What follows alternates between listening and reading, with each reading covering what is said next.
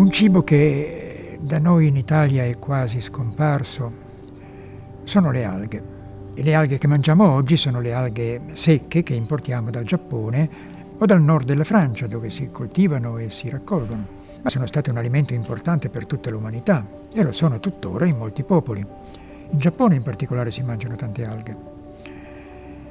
E si fanno dei piatti veramente ottimi.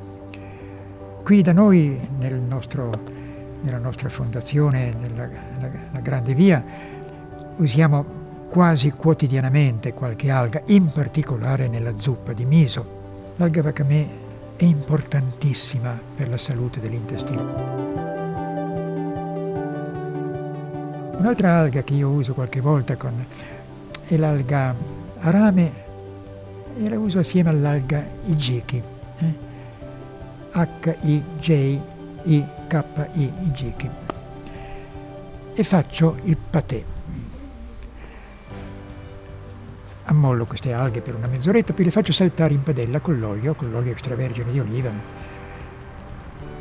E poi faccio saltare in padella le cipolle, le appassisco bene, ianghizzo bene le cipolle. Poi faccio saltare in padella anche una mezza mela e poi mescolo il tutto e frullo e aggiungo a questo frullato un cucchiaino di acidulato di umeboshi. Le umeboshi sono queste prugne salate, no? Queste prugne raccolte a cerbe, conservate in pressione sotto sale, e un po' il succo di queste prugne e l'acidulato di umeboshi. Ed è un patè delizioso da mettere su un crostino di pane.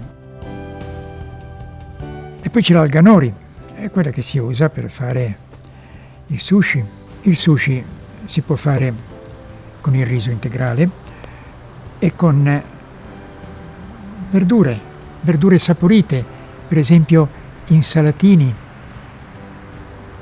verdure quindi lievemente fermentate con una fermentazione lattica.